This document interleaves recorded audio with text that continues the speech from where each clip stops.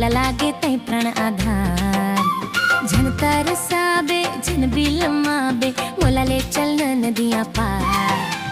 काने के बाली नाके नथुनिया, कर ले तू सोला सिंगार। मोला ले जाना राजा रे, तैहा रायपुर के गोल बाजार। मोला ले जाना राजा रे, तैहा रायपुर के गोल बाजार।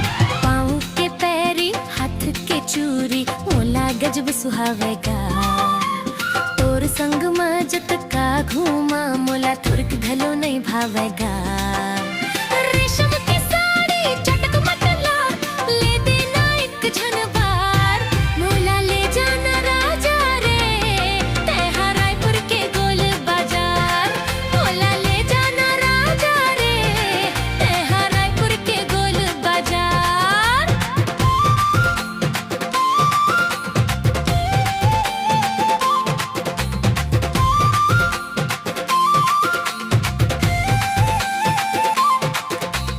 मेहंदी लगा हूँ, लाली लगा हूँ, देख के तेहा हरसाबे।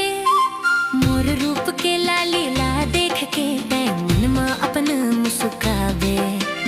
माया की डोरी अटूट बंधन ना, तोर ले है मोर संसार। मोला ले जाना राजा रे, तैहा रायपुर के गोल बाजार।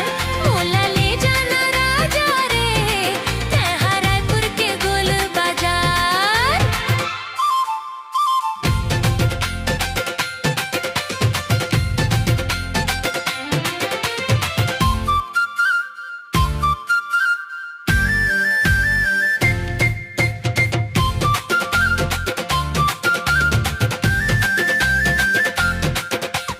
गला मस्तियाँ हाथ मककनी, जुल्म ढाही मोर गोरे गाल। माथे के टिकली चंदा बरोबर, चलना तोर संग मटकत चाल। मोला सजाए के वादा कर ले, तोर ले है मोर सोला सिंगार।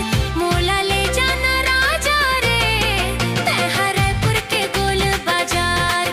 मोला ले जाना राजा रे, तैहा रायपुर के गोल बाजार। नवा जमाना नवा हवाई रीत, तै तो औ सादा भोला हंस।